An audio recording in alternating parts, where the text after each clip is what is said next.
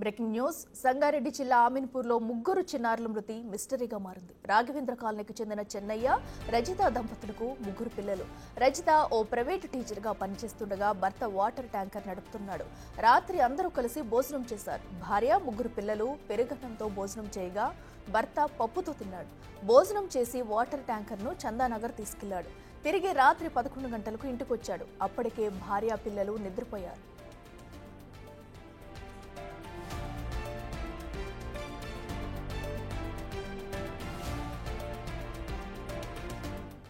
తెల్లవారుజామున 3 గంటలకు కడుపులో నొప్పిగా ఉందంటూ భర్తను నిద్రలేపింది భార్య.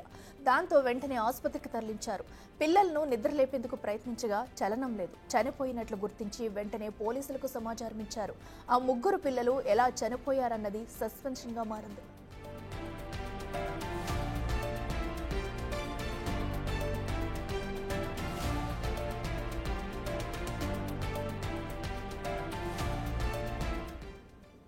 రైట్గా ఆమీన్పూర్లో ముగ్గురు పిల్లలు కూడా చనిపోవడం విషాదంగా మారింది. అయితే వీరు చనిపోవడానికి గల కారణాలు తెలియాల్సి ఉంది. రాత్రి భోజనం చేసి పడుకున్న పిల్లలు తెల్లవారుజామున 3ంటికి తల్లికి కడుపు నొప్పి వస్తుందని లేచి చూసేసరికి పిల్లల్ని కూడా నిద్ర లేపే సమయంలో పిల్లలు మృతి చెందినట్లు కూడా గుర్తించారు. దీంతో వాళ్ళకి ఏం చేయాలో తోచని పరిస్థితుల్లో అటు పోలీసులకి సమాచారం అందించారు. అయితే ప్రస్తుతం అయితే పిల్లలు ఎలా చనిపోయారనేది కూడా తెలియాల్సి ఉంది.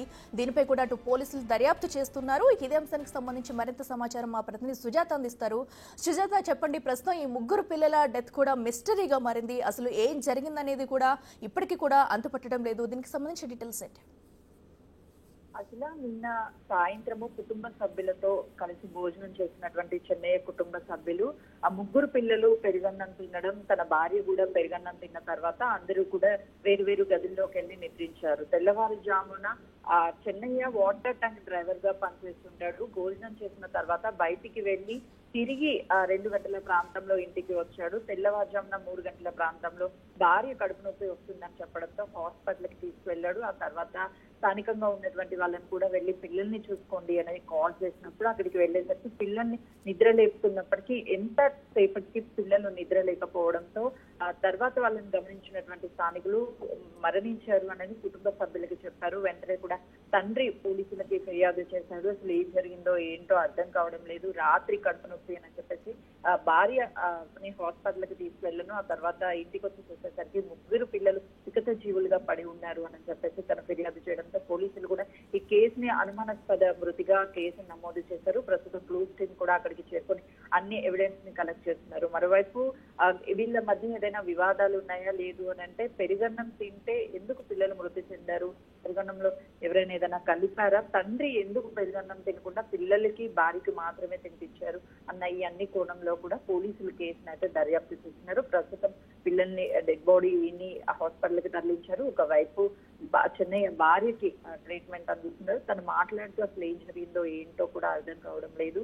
తిని ఎవరి గదుల్లోకి వాళ్ళు వెళ్ళి పడుకున్నాము. ఆ తర్వాత నా భర్త బయటికి వెళ్ళాడు. తిరిగి ఇంటికి వచ్చిన తర్వాత నిద్ర టైంలోనే 3 గంటల ప్రాంతంలో విపరీతంగా కడుపు నొప్పి వచ్చింది. తన భర్తకి చెప్తే తన హాస్పిటల్కి తీసుకుని ఆ తర్వాత ఏం జరిగింది ఏంటి అన్న విషయాలు కూడా తెలియవు. తన పిల్లలు మృతి చెందారన్న విషయం కూడా రాత్రి కడుపు నొప్పితో బాధపడుతున్న టైంలో వెళ్ళినటువంటి టైంలో అక్కడ పిల్లలు నిద్రిస్తూ ఉంటారు కదా అనుకున్నాము, కానీ వాళ్ళు మృతి చెందారన్న విషయం తెలియదు అని చెప్తున్నారు.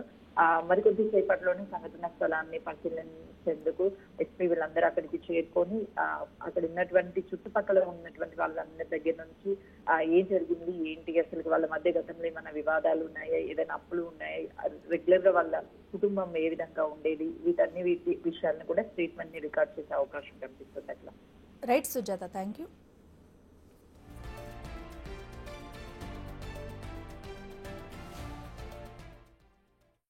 నాకు ఏదో కొంత వచ్చి గుర్తు పట్టుకుని పెరగడంలో ఏమేసుకుంటుంది దాంట్లో ఎట్లా మరి ఎట్లా జరిగింది మరి? ఏమవ్వాలి, మంచిగా ఉన్నారు కానీ నీకేమైంది అంటున్నా? నువ్వు హాస్పిటల్ ఎందుకు చేరినావు అంటున్నావు? ఏం తిన్నావు? నువ్వేం తిన్నావు నైట్? పెరిగాను. ఎక్కడ తెచ్చిన పెరుగు? ఏ షాప్లా?